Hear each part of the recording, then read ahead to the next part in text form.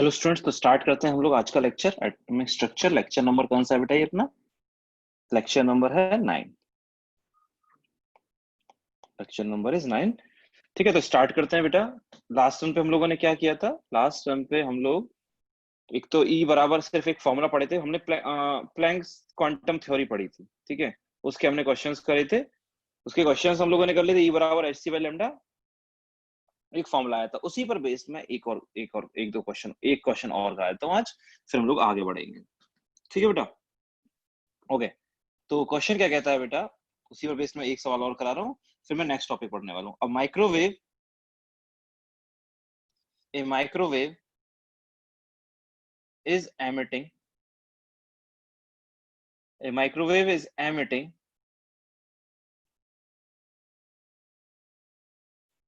radiations of, a microwave is emitting radiations of wave number, of wave number 20 metre inverse, wave number 20 metre inverse. ठीक है, how many moles of photons, how many moles of photons, या how many photons लिख लो, moles छोड़ो। How many photons of microwave, how many photons of microwave are needed, are needed to increase the temperature of, to increase the temperature of,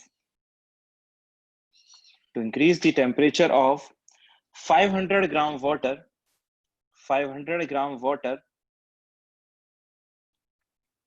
from 25 degrees Celsius, from 25 degrees Celsius to 55 degrees Celsius with 40% efficiency, with 40% efficiency।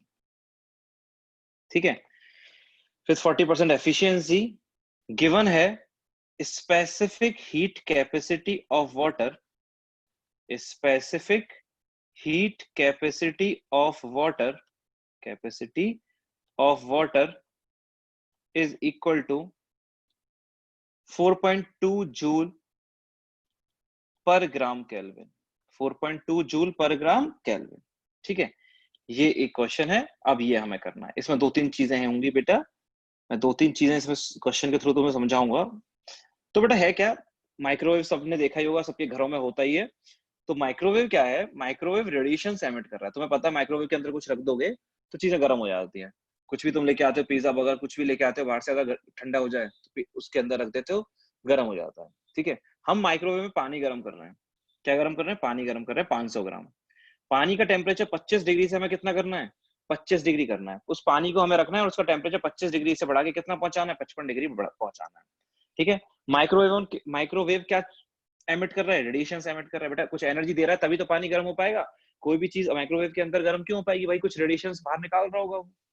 ठीक है, कुछ तो energy दे रहा होगा, तभी तो उसके अंदर रखी हुई चीज क्या हो रही होगी? गर्म हो रही होगी।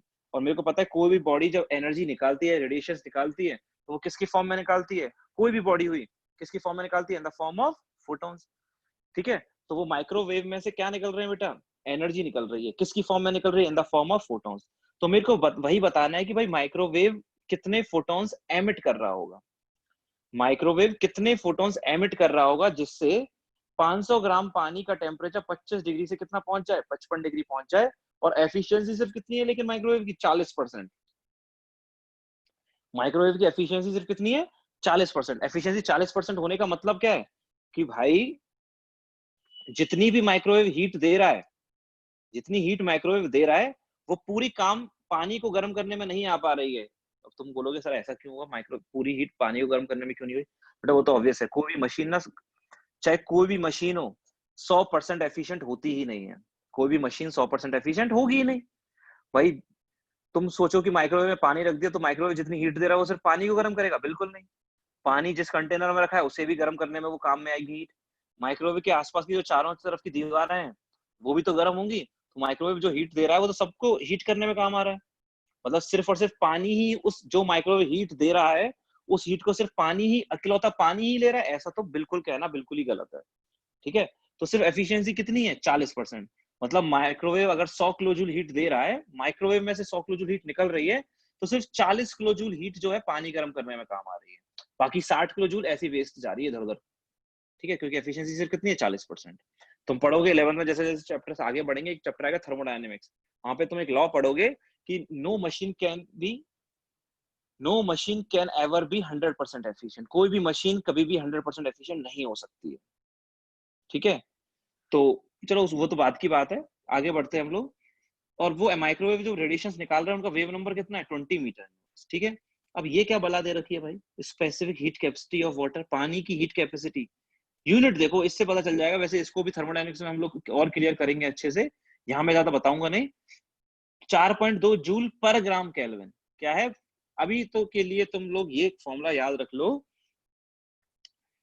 अभी के लिए मैं थर्मोडायनेमिक्स में ड्राइव भी कराऊंगा। हीट रिक्वायर्ड फॉर वाटर, पानी के लिए कितनी हीट रिक्वायर्ड है। हम हीट को रिप्रेजेंट करते हैं क्यू से। किससे रिप्रेजेंट कर रहा हूं मैं हीट को, क्यू से। क्यू बराबर एम एस डेल्टा टी। एक फॉर्मूला ये याद रख लो, अभी अभी के लिए सिर्फ याद कराया है, बाद में 11th क्लास में ही जब थर्मोडायनेमिक्स चैप्टर पढ़ेंगे तो इसका प्रूफ भी करा दूंगा।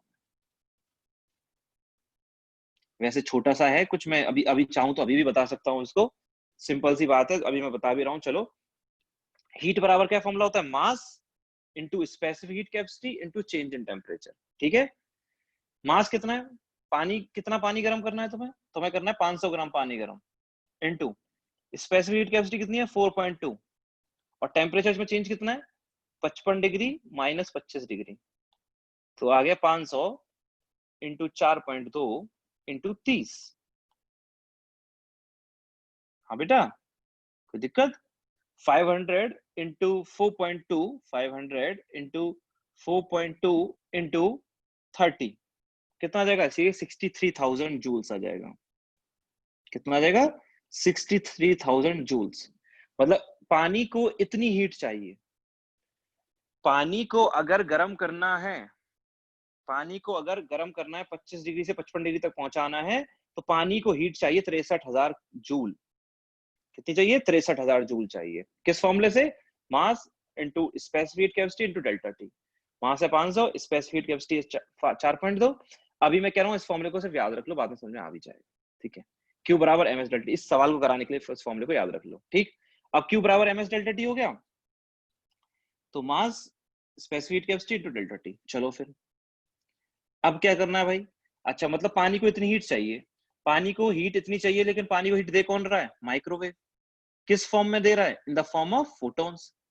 तो माइक्रोवेव कितनी हीट दे रहा है, एनर्जी एमिटेड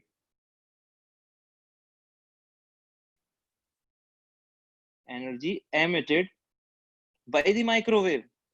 माइक्रोवेव कितनी एनर्जी एमिट कर रहा है, इज इक्वल टू क्या फॉर्मूला होता है बेटा, n h c by lambda, सबको पता है। माइक्रोवेव कितनी हीट दे रहा है उसका फॉर्मूला, माइक्रोवेव में से कितनी एनर्जी बाहर निकल रही है उसका फॉर्मूला क्या होगा, NHC by lambda, NHC by lambda. ठीक है, ओके। लेकिन माइक्रोवेव जितनी हीट दे रहा है, क्या वो सारी काम में आ रही है, नहीं। माइक्रोवेव जितनी एनर्जी दे रहा है उसका काम कितना आ रहा है, सिर्फ 40%। ठीक है, कितना काम में आ रहा है बेटा, 40% काम में आ रहा है। सिर्फ कितना आ रहा है काम में, 40% ही काम में आ रहा है। ठीक है, तो मैं क्या लिख दूंगा, therefore energy used by water, पानी सिर्फ कितनी एनर्जी यूज करेगा उसका, जितनी भी वो दे रहा है उसका 40%, जितनी भी वो एनर्जी दे रहा है उसका सिर्फ कितना 40%। माइक्रोवेव हीट दे कितनी रहा है, एनएचसी बाय लैम्डा, लेकिन काम में सिर्फ कितनी आएगी उसकी 40%। क्यों आएगी, क्योंकि उसकी एफिशिएंसी सिर्फ कितनी है 40% है। तो पानी जो एनर्जी यूज कर रहा है वो कितनी है, इतनी है, और पानी को चाहिए कितनी, इतनी। तो क्या करना है, सिर्फ इस 40/100 इंटू एनएचसी बाय लैम्डा को किसके इक्वल पुट कर देंगे बेटा, 63,000 के बराबर। इस एनएचसी बाय लैम्डा को डायरेक्टली इसके बराबर पुट क्यों नहीं करा, क्योंकि माइक्रोवेव ने जितनी हीट दी वो पूरी काम में नहीं आई पानी के, उसमें सिर्फ कितनी काम में आई 40%। तो पहले इसका 40% करा फिर बराबर करा। ठीक है, now 40/100 into n hc by lambda is equal to 63,000 is equal to कितना 63,000। हाँ या ना, क्लियर है बेटा? हाँ, अब मैं क्या करता हूँ, इसमें वैल्यू पुट कर देता हूँ। तो ये आ जाएगा 0.4 इंटू एन पता नहीं, एच की वैल्यू होती है 6.6 इंटू 10⁻34 इंटू सी की वैल्यू होती है 3 इंटू 10⁻8 और लैम्डा दे रखा है 1 लैम्डा दे रखा है। तुम्हें ध्यान से देखो क्वेश्चन में, तुम्हें लैम्डा दे रखा है 1 लैम्डा दे रखा है। वेव नंबर है, वेव नंबर क्या होता है, लैम्डा या 1 लैम्डा? 1 लैम्डा। समझ याद है ना, 20 मीटर इनवर्स एसआई यूनिट में हाँ है, तो कन्वर्ट करने की भी जरूरत नहीं पड़ेगी क्योंकि इसमें भैया एसआई यूनिट में दे रखा है, तो ठीक है, कन्वर्ट करने की जरूरत भी नहीं पड़ी। तो लैम्डा दे रखा है 1 लैम्डा, 1 लैम्डा, तो गलती मत करना, मैं डायरेक्टली किसकी वैल्यू पुट कर दे रहा हूँ बेटा, 1 लैम्डा की वैल्यू पुट कर देता हूँ। वो कितनी है 20, इसको 20 लिख देता हूँ। कितना लिख दो 20 इज इक्वल टू 63,000। ठीक है, तो यहां से n कितना आ जाएगा बेटा, यहां से आ जाएगा 63,000, 63,000 डिवाइड में चला जाएगा सब कुछ, 0.4 into 6.6 into 10⁻34 into 3 into 10⁻8 into 20 into 20। देखना 0.4 6.6 10⁻34 3 10 8 20। ठीक है, अब थोड़ा क्या किसके साथ खेल रहे हैं हम लोग, अब थोड़ा सा पावर के साथ खेल लेते हैं। ठीक है, तो 63 रहने देता हूं, अपॉन में लिख देता हूं मैं 0.4 इंटू 6.6 इंटू 3 इंटू 2 यानी 6, 0.4 6.6 3 इंटू 2 6। ठीक है, अब देखना यार, ये 10 की पावर 1, 10 की पावर 9, 10 की पावर 9 और 10 की पावर -34, 10 की पावर 9 इंटू 10 की पावर -34 कितना हो जाएगा, 10 की पावर -25, 10 की पावर 9 इंटू 10⁻34, ये कितना हो जाएगा 10 की पावर -25, -25, ये ऊपर जाएगी 10 की पावर +25, तो ये हो जाएगा 10 की पावर 28, कितना जाएगा 10 की पावर 28 हो जाएगा। ठीक है, और ये करके कितना आएगा बेटा, 63 divided by 6 divided by 0.4 divided by 6.6 that is 3.97।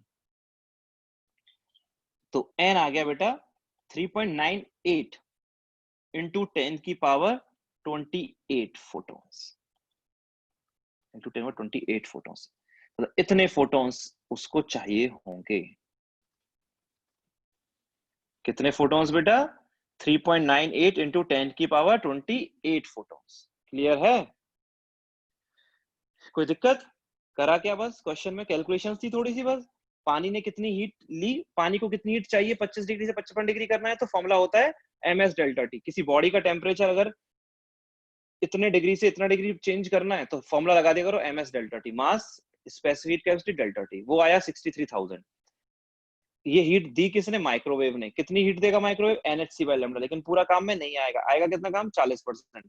तो इसका कितना कर दिया 40%, तो 40% of this is equal to 60,000। तो 0.4 इंटू n, कैलकुलेशन में कोई मिस्टेक ना हो तो वापस से क्रॉस चेक कर लो। तो ये क्या हुआ 63, 0.4 6.6 3 इंटू 2 6 लिख दिया, 10 की पावर 9 हो गई, 10 की पावर 9 इंटू 10 की पावर -34 कितना हो गया, 10 की पावर -25, कितना हो गया 10 की पावर -25, 25 हाँ ठीक है -25, ऊपर गया तो +25 और +28, तो 3.98 आ गया। क्लियर है बेटा? हाँ जी, यही करना है बस। आगे बढ़े, आगे बढ़ते हैं। ये अपना टॉपिक हो गया, जिसे कौन सी थ्योरी बोलते हैं हम लोग, Planck's quantum theory. Next topic अब हम लोग पढ़ने वाले हैं, और नेक्स्ट टॉपिक का नाम है बेटा, नेक्स्ट टॉपिक का नाम है photo electric effect. Next topic का नाम है बेटा फोटो इलेक्ट्रिक इफेक्ट। बहुत इंटरेस्टिंग टॉपिक है और बहुत इजी भी है। ठीक है, फोटो इलेक्ट्रिक इफेक्ट।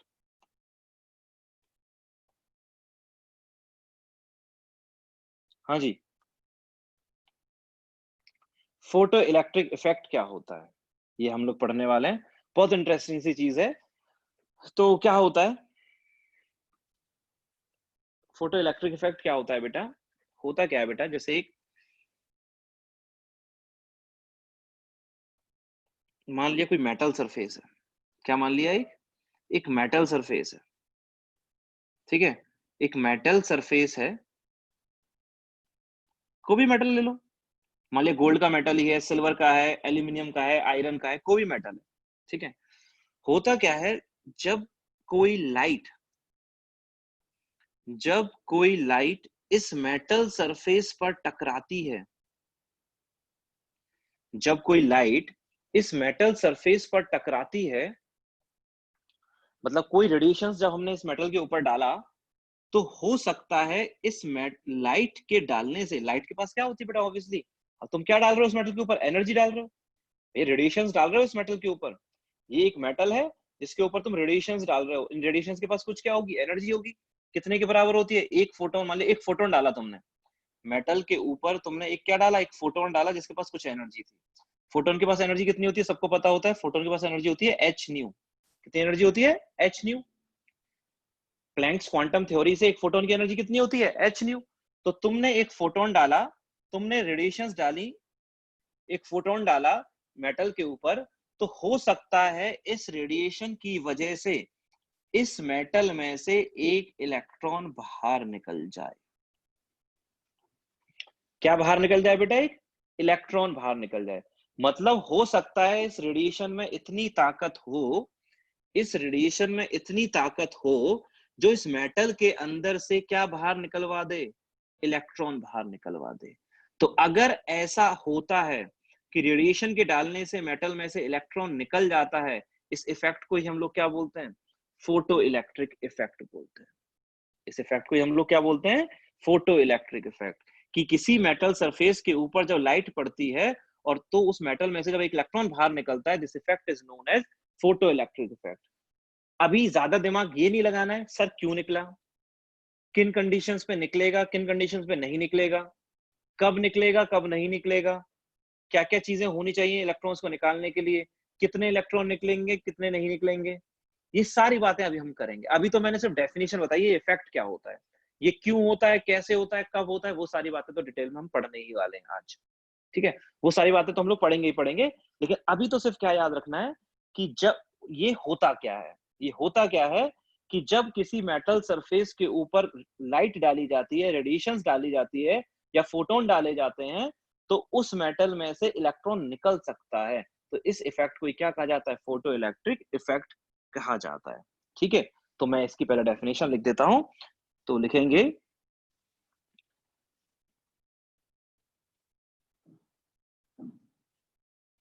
लिखेंगे according to this effect, according to this effect, या मैं लिखूंगा कि व्हेन, या लिख देते हैं कि when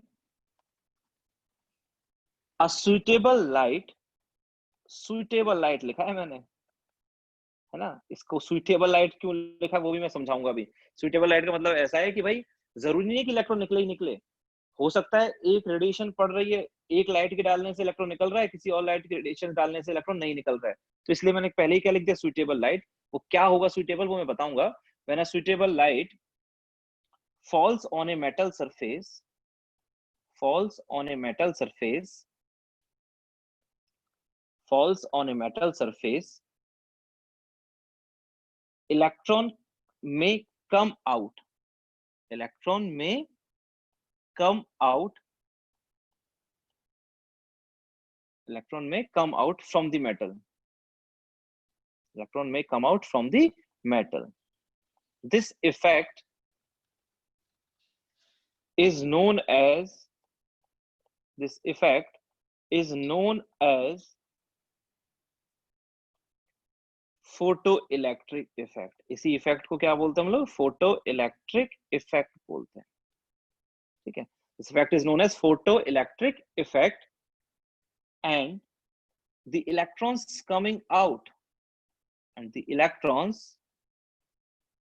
coming out and the electrons coming out are known as photoelectrons, are known as photoelectrons। ठीक है, इसका मतलब क्या है, इस इफेक्ट को हम लोग क्या बोलते हैं, फोटो इलेक्ट्रिक इफेक्ट, और इन इलेक्ट्रॉन्स को क्या बोलते हैं हम लोग, फोटो इलेक्ट्रॉन्स। मैं वापस समझा रहा हूँ, किसी बच्चे को अगर नहीं समझ में आया है तो मैं वापस बोल रहा हूँ कि जब लाइट किसी मेटल के ऊपर पड़ती है, जैसे एक डायग्राम बनाया हुआ है एनसीईआरटी में, लाइट जो है एक मेटल सरफेस पे टकरा रही है, एक लाइट जो है किस पे टकरा रही है, एक मेटल की सरफेस है। तो जब लाइट मेटल सरफेस पे टकरा रही है तो इस मेटल में से क्या बाहर निकल जाते हैं, इलेक्ट्रॉन बाहर निकल जाते हैं। क्या बाहर निकल जाते हैं, इलेक्ट्रॉन्स बाहर निकल जाते हैं। ठीक है, इस इफेक्ट को क्या कहा जाता है, फोटो इलेक्ट्रिक इफेक्ट। ठीक, और जो इलेक्ट्रॉन बाहर निकलते हैं उन इलेक्ट्रॉन्स को बोला जाता है फोटो इलेक्ट्रॉन्स। जो इलेक्ट्रॉन्स बाहर निकलते हैं बेटा याद रखना, जो इलेक्ट्रॉन्स बाहर निकलते हैं उन इलेक्ट्रॉन्स को कहा जाता है फोटो इलेक्ट्रॉन्स। क्लियर है, those electrons are known as photoelectrons। ठीक है, अब इस इफेक्ट में क्या क्या सारी चीजें होती है वह मैं वन बाय वन बता देता जाता हूं तुमको। ठीक है, इसके जो पॉइंट्स हैं वो मैं तुम्हें लिखाते जाता हूं। ठीक है, पहला पॉइंट, फर्स्ट पॉइंट, पहला पॉइंट है, there is no time gap between fall of light on metal surface। जो जो क्वेरीज तुम्हारे मन के अंदर सब उठ रही होंगी वो एक एक करके एक एक पॉइंट में क्लियर होती चली जाएंगी। ठीक है, धीरे धीरे सारी क्वेरीज क्यों, कैसे, कब कब नहीं होगा, कब होगा, सब क्वेरीज एक एक करके जैसे जैसे मैं पॉइंट वाइज लिखता चला जाऊंगा सारी क्वेरीज रिजॉल्व होती चली जाएंगी। तो मेरा पहला पॉइंट क्या लिख रहा हूँ, there is no time gap between fall of light on metal surface and ejection of electron and ejection of electron। ठीक है, इस फोटो इलेक्ट्रिक इफेक्ट का पहला पॉइंट है बेटा, फोटो इलेक्ट्रिक इफेक्ट का पहला पॉइंट है बेटा, फोटो इलेक्ट्रिक इफेक्ट होता क्या है वो समझ में आ गया कि जब किसी मेटल के ऊपर लाइट पड़ती है तो हो सकता है कोई सुटेबल लाइट में इतनी ताकत हो कि उसमें से क्या बाहर निकाल दे, इलेक्ट्रॉन बाहर निकाल दे। ठीक है, इस इफेक्ट को क्या जाता है, फोटो इलेक्ट्रिक इफेक्ट। और इन इलेक्ट्रॉन को क्या कहा जाता है, इन इलेक्ट्रॉन्स को कहा जाता है फोटो इलेक्ट्रॉन। पहली बात क्या लिखी है मैंने इस इफेक्ट में, पहली लिखी है कि लाइट के पड़ने में और इलेक्ट्रॉन के निकलने में कोई टाइम लैग नहीं होता। लाइट के अगर ये लाइट, इस लाइट के पास अगर इतनी ताकत है, मैं बताऊंगा कि किस लाइट के पास ताकत होगी इलेक्ट्रॉन को निकालने की और किस लाइट के पास ताकत नहीं होगी इलेक्ट्रॉन को निकालने की, सारी चीजें बताऊंगा मैं। मान लिया इस लाइट में इतनी ताकत है कि वो इसमें से इलेक्ट्रॉन बाहर निकाल पाए, तो इस लाइट के पड़ने में और इस इलेक्ट्रॉन के निकलने में कोई गैप नहीं होता, टाइम गैप नहीं होता। मतलब ऐसा नहीं है कि लाइट पड़ी और उसके 10 मिनट बाद इलेक्ट्रॉन बाहर निकल रहा है, ऐसा नहीं होता है, इंस्टेंट होता है। जैसे ही लाइट डाली जाएगी वैसे ही क्या निकलेगा, इलेक्ट्रॉन निकलेगा या नहीं निकलेगा वो अभी कंफर्म करेंगे, हो सकता है निकले, हो सकता है ना निकले, लेकिन अगर निकल रहा है तो ऐसा नहीं है टाइम लैग, थोड़ी देर बाद निकलेगा, टाइम लैग नहीं होगा। लाइट पड़ी, इलेक्ट्रॉन निकला, लाइट पड़ेगी और क्या निकलेगा, इलेक्ट्रॉन निकलेगा, ये हमें पता होना चाहिए। लाइट पड़ेगी और इलेक्ट्रॉन बाहर निकल जाएगा, ये हमें पता है।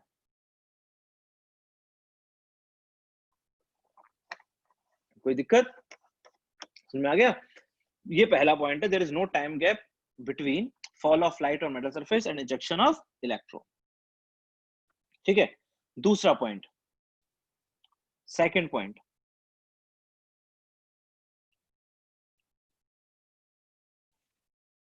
सेकंड पॉइंट है, अब बात आती है कि भाई ये इलेक्ट्रॉन, सेकंड पॉइंट में बाद में लिखूंगा, पहले मैं तुम्हें दो चार चीजें ऐसा करता हूँ, लिखा मैं बाद में दूंगा, मैंने पहले मैं तुम्हें सारी चीजें समझा देता हूँ। ठीक है, ओके, समझा देता हूँ पहले कि क्या चीजें होती हैं। दूसरी बात ये होती है बेटा, अब हमें ये समझना है कि इसमें से इलेक्ट्रॉन निकला ही क्यों। एक मेटल, एक एटम था, एक एटम था जिसमें न्यूक्लियस के चारों ओर इलेक्ट्रॉन्स क्या हो रहे थे, घूम रहे थे। तो ये इलेक्ट्रॉन बाहर निकला ही क्यों, इसमें ऐसा क्या हुआ कि इलेक्ट्रॉन बाहर निकल गया। ठीक है, तो पहली बात ये बताओ, इलेक्ट्रॉन बाहर अपने आप क्यों नहीं निकलता है, ऐसा क्या होता है, मैंने रुदरफोर्ड मॉडल में भी कंक्लूजन्स में भी कराया होगा कि भाई ऐसा क्या होता है इस इलेक्ट्रॉन में कि भाई वो इससे बंधा रहता है, न्यूक्लियस से एटम के अंदर बंधा रहता है, बाहर क्यों नहीं निकल जाता है?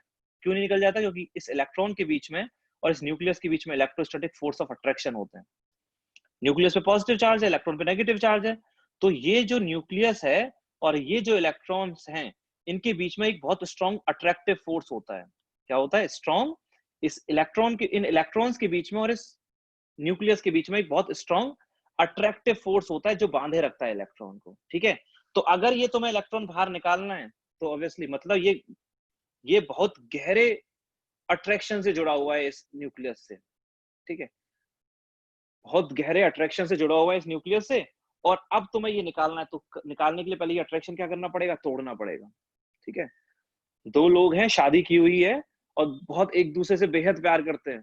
ठीक है, तो अगर दोनों को अलग अलग करना है तो पहले उस प्यार को ही खत्म करना पड़ेगा, क्योंकि अगर तुमने वो प्यार खत्म नहीं किया तो इलेक्ट्रॉन्स, तो वो दोनों अलग ही नहीं हो पाएंगे। तो अगर दोनों लोगों को तुम्हें अलग करना है तो वो प्यार वो अट्रैक्शन ही तुम्हें क्या करना पड़ेगा? खत्म करना पड़ेगा। तो होता क्या है, तो ये बात तो समझ में आती है। तो हमें यहाँ क्या करना है? सेम चीज हमें यहाँ करनी है।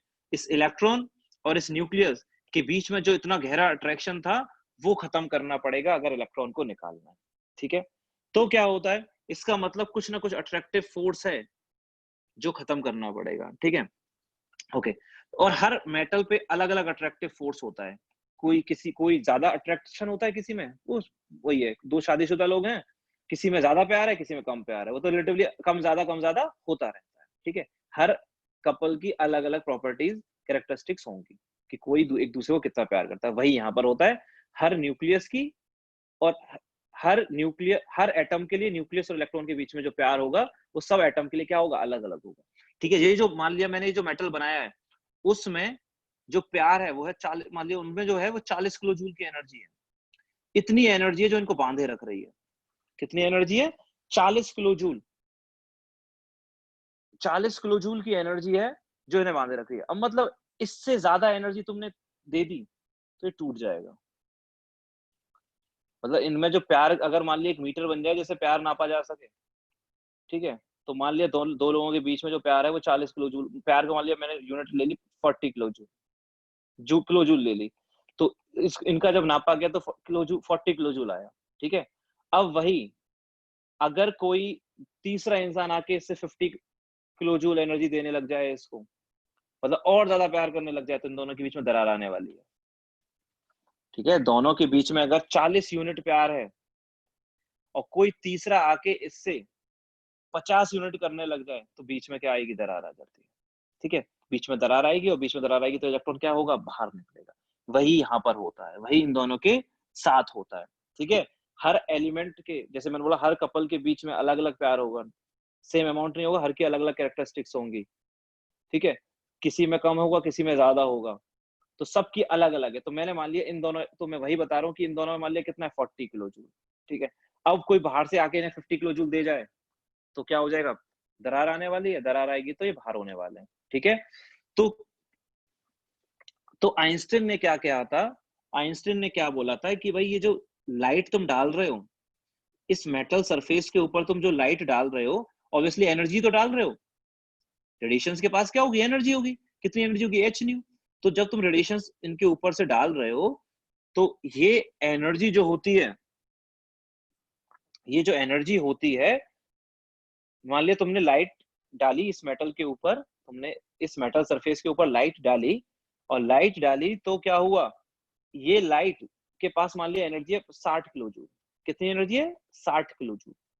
एक ऐसा फोटोन डाला तुमने, एक ऐसा फोटोन डाला जिसके पास कितनी एनर्जी है? 60 किलो जूल।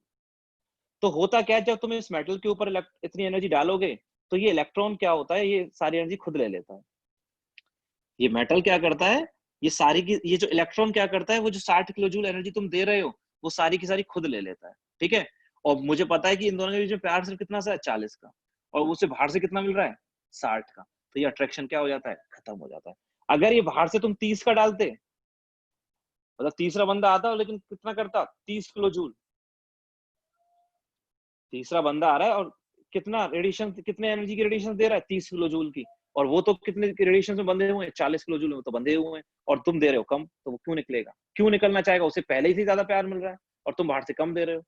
लेकिन अगर उसे कम मिल रहा है और तुम बाहर से ज्यादा दे रहे हो, तो वो निकल सकता है, तो उसका अट्रैक्शन, उसका मोह भंग हो सकता है, वरना नहीं हो पाएगा। ठीक है? तो आइंस्टीन ने क्या कहा था? आइंस्टीन ने कहा था कि भाई जितनी एनर्जी, जो रेडिएशंस तुम इलेक्ट्रॉन के ऊपर डालते हो, मेटल के एटम के ऊपर डालते हो, वो एनर्जी पूरी की पूरी इलेक्ट्रॉन ले लेता है। क्या ले लेता है? इलेक्ट्रॉन ले लेता है। और वो एनर्जी ही इन दोनों के अट्रैक्शन को खत्म करने में काम आती है। वही एनर्जी इन दोनों के अट्रैक्शंस को खत्म करने में काम आती है। ठीक है? इन दोनों के बीच में पहले कितना था? 40 किलो जूल। इस एनर्जी से वो बंधे हुए थे। तुमने दे दी 30, तो क्या इलेक्ट्रॉन निकलेगा? नहीं निकलेगा। तुमने एनर्जी दे दी 60, क्या इलेक्ट्रॉन निकलेगा? जी हाँ, निकलेगा। समझ में आया? तो जो लाइट तुम इस मेटल के ऊपर डाल रहे हो, तो वो हो सकती है उसमें इतनी कैपेबिलिटी हो जो इस इलेक्ट्रॉन को बाहर निकाल पाए। और वो कैपेबिलिटी अब तुम्हें समझ में आ गई क्या? कि वो मेटल में जो इलेक्ट्रॉन न्यूक्लियस से जितनी एनर्जी से बंधा हुआ है, उससे ज्यादा एनर्जी तुम दोगे तो निकलेगा, वरना नहीं निकलेगा। मतलब वो अगर बंधा हुआ है 40 किलो जूल से, तो तुम्हें देनी पड़ेगी इससे ज्यादा। और इस 40 किलो जूल को एनर्जी को बोलते हैं थ्रेशोल्ड एनर्जी। कौन सी एनर्जी बोलते हैं? थ्रेशोल्ड एनर्जी बोलते हैं। इस एनर्जी को बोलते हैं थ्रेशोल्ड एनर्जी। याद रखोगे? इस एनर्जी का नाम है थ्रेशोल्ड एनर्जी। कि भाई इतनी एनर्जी जो है वो इन दोनों में के बीच में, मतलब इन दोनों के बीच में इतना प्यार है। तोड़ना है ये प्यार, तो बाहर से ज्यादा प्यार दे दो। ठीक है? 30 दोगे नहीं चलेगा काम, 60 दोगे चल जाएगा। इस एटम की 40 किलो जूल है थ्रेशोल्ड एनर्जी, तो दूसरे एटम में बनाऊं तो उसकी एनर्जी इससे अलग होगी। क्योंकि मैंने बोला था ना, जैसे हर कपल में अलग अलग प्यार है, वैसे ही हर एटम की अलग अलग थ्रेशोल्ड एनर्जी। हर कपल की अलग अलग थ्रेशोल्ड एनर्जी हो, अलग अलग प्यार होगा तो हर एटम की थ्रेशोल्ड एनर्जी अलग अलग होगी। तो हर एटम में से इलेक्ट्रॉन निकालने के लिए अलग अलग अमाउंट ऑफ एनर्जी हमें बाहर से देनी पड़ेगी। समझ में आया नहीं आया? ठीक है? तो यही होता है कि अब तुम्हें ये समझ में आ गया होगा कि मेटल में से इलेक्ट्रॉन क्यों निकलता है, कब निकलेगा और कब नहीं निकलेगा। ये सारी बातें हम लोग जो है बेटा नेक्स्ट टर्न पे नोट डाउन भी पॉइंट वाइज कर लेंगे। कुछ और पॉइंट्स है लेकिन वो नेक्स्ट टर्न पे करते हैं। आई होप कि समझ में आ गया होगा। Thank you.